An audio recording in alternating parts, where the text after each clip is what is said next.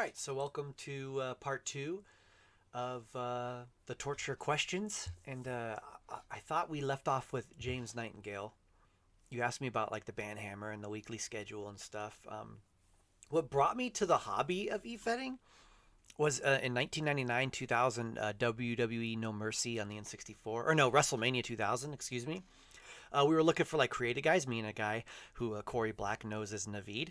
Me and a real life friend were looking for more cause to make, and we found the EWE or slash XCW, and it all led us to WCF, which was Seth Lurch, and that was that. I don't think I ever improved as a writer. I mean, maybe, I improved a little bit, but once I was done in 2006 or 2010 or whatever it was, I was done. I capped out, and everyone else was a million times better than me.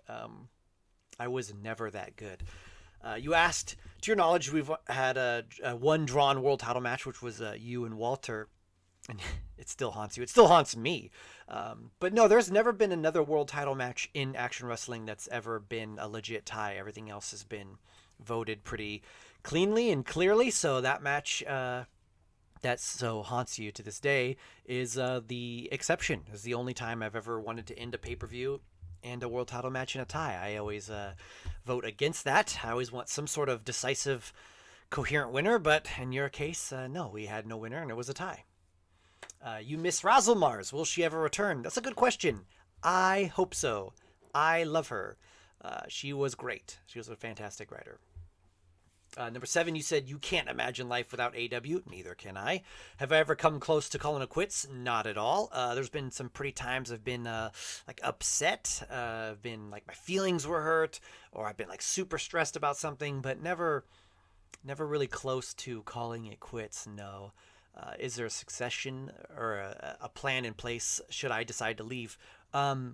No, I don't think we've ever even discussed it. We've never worked on any plan. There's plans in place if I'm sick. There's plans in place if I'm too busy. Like they know exactly where I'm traveling, what time I get home. They know, how long things take. But there's no plan in place if I'm to leave. I like the job that I have with AW, and I want to continue doing that. Nicest real life wrestler I've ever met. The ones that I call my friends. Who is the biggest dickhead? No comment. Won't say anything there. There's a couple WWE guys that have like been jerks. But it's whatever. It's people are just big league guys sometimes, so it happens. Number 9, Nightingale says, at times throughout my stay in AW, we've had occasions when nearly all the belts are held by admins. How much does this play into your booking decisions? It does play a part in it, not a huge part, but a part. I try to keep action wrestling as transparent as possible, which is the plan that Gravedigger and I have came up with since day one. We've, again, so much of our company is molded by how Seth Lurch ran things and how, or lack thereof, right? And so we always wanted to be transparent. We always wanted to make sure everyone knew. When people were banned in WCF, Seth wouldn't even tell us.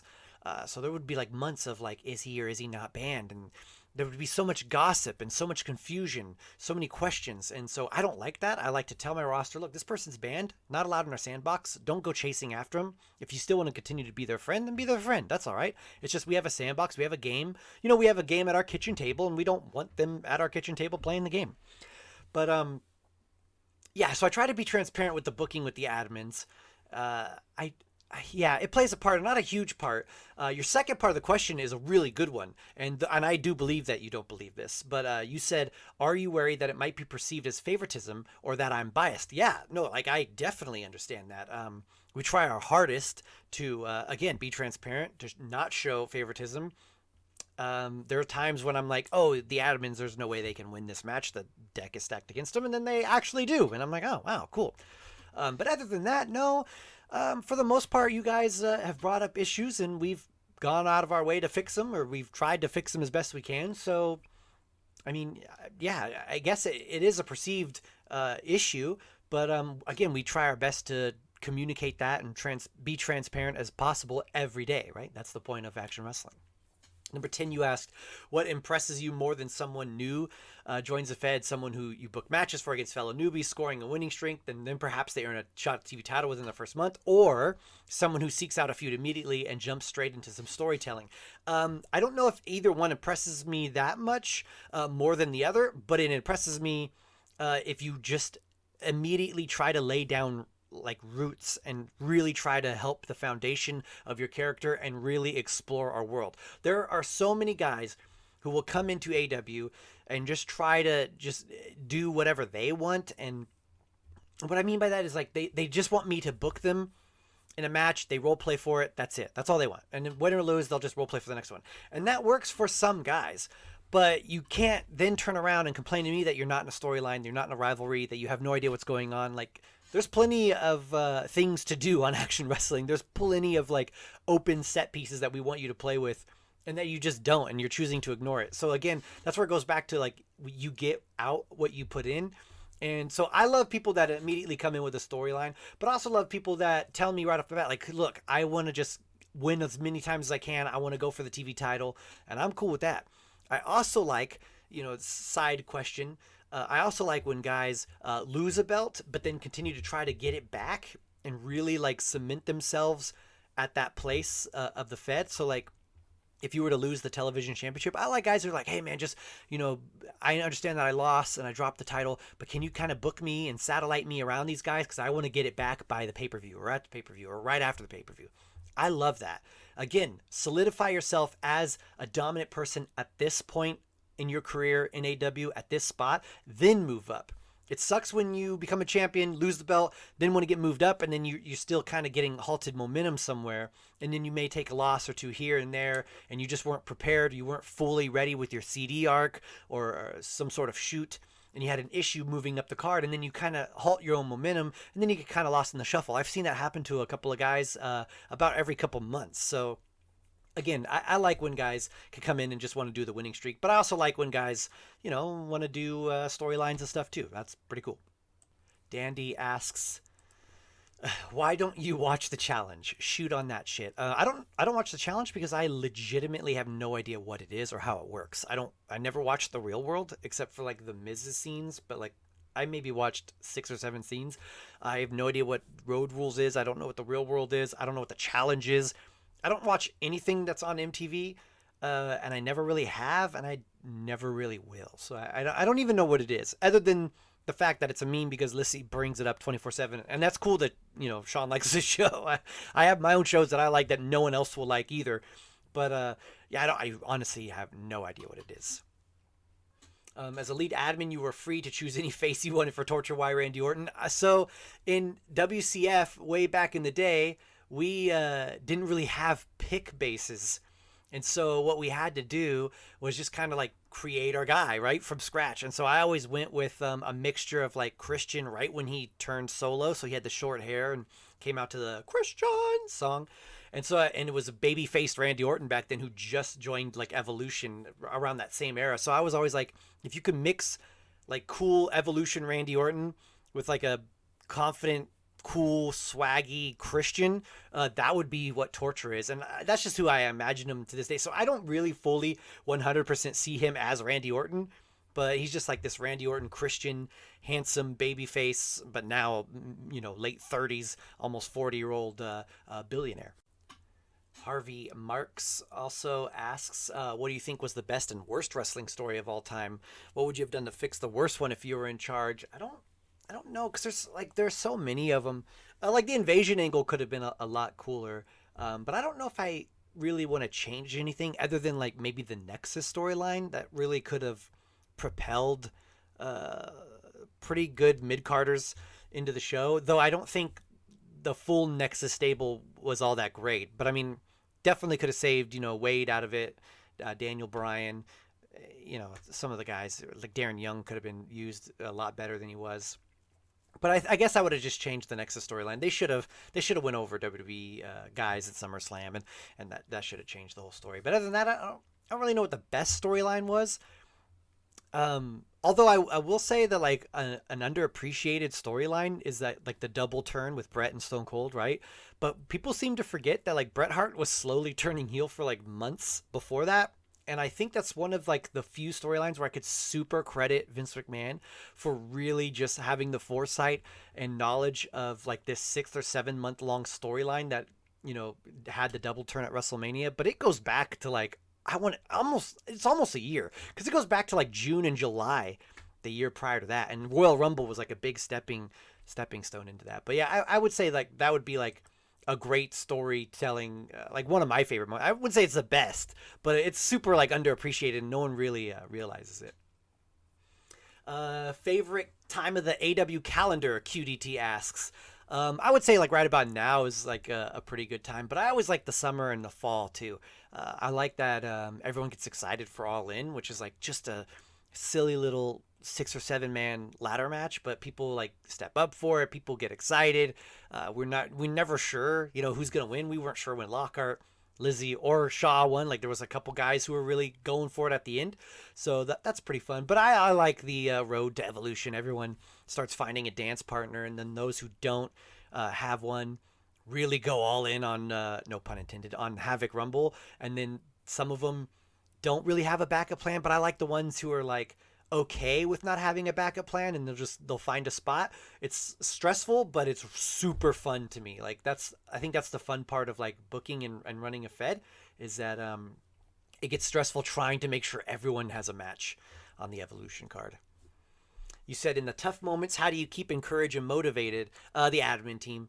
100% the admin team. I have a dope girlfriend who, while she shits on this and roasts me for it all the time, but she knows it, and she's done plenty of stuff to help outside of it.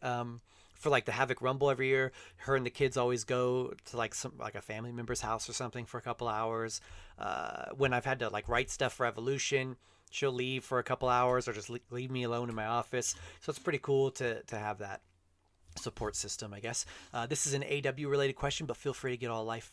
Oh, that was part of the question. Yeah, so like that's how I stay encouraged and motivated. Just the admins. I have a dope girlfriend, dope house, so yeah, the admins always keep me encouraged and motivated. Plus, you guys keep me encouraged and motivated. Like, you guys like cool stuff. So like every now and then I'll be like, oh, who, like, for instance, just this past week, we had the Raging Dead Hell secret show. And I was like, oh, there's going to be a secret show if you guys want one. And everyone kind of went crazy in the chat. And I was like, man, that's cool.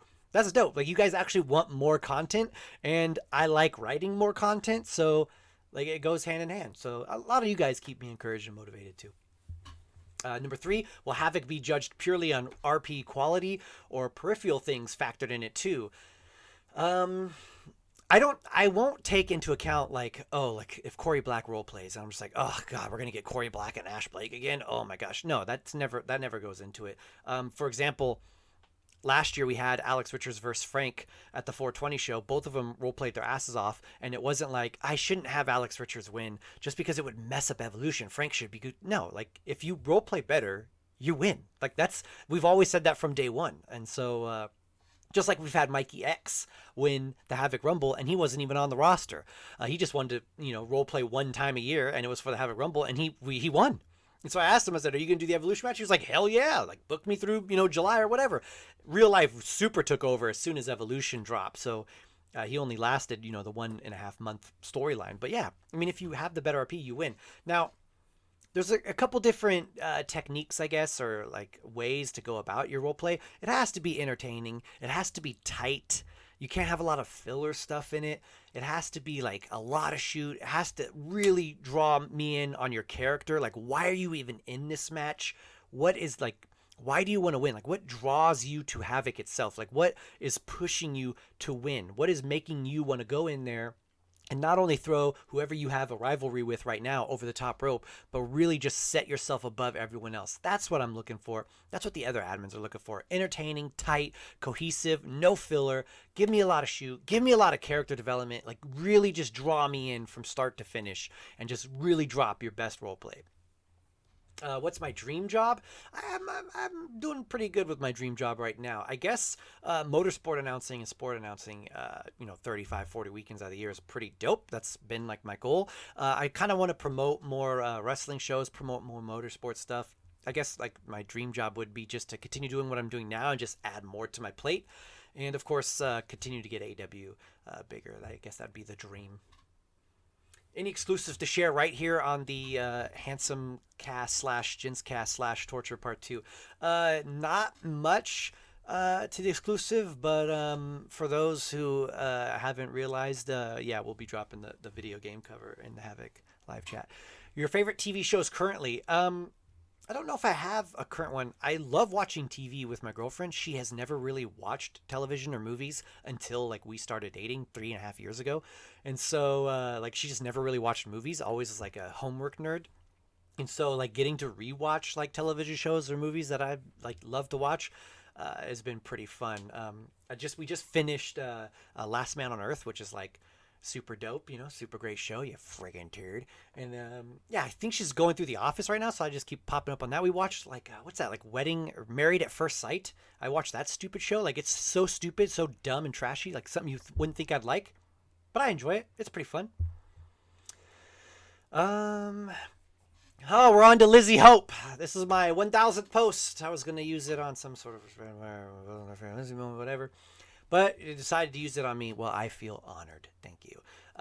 Number one, what's my favorite Lizzie moment? Probably winning the championship, the world championship, or the moment where you finally can exhale after grabbing the All-In briefcase. Those are my favorite moments in the shows. My favorite, well, see, I guess my favorite moment would be answering your second question. The whole role play you and Addie dropped for that, I think it was 13, right? Anyways, whatever it was to end the feud. Oh, I love that role play.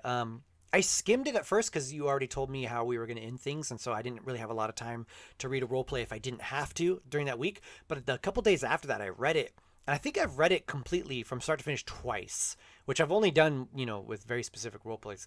Yeah, that was my favorite role play. It was just a lot of story, a lot of references. It pushed the character forward a lot, and those are things I always like about wrestling characters.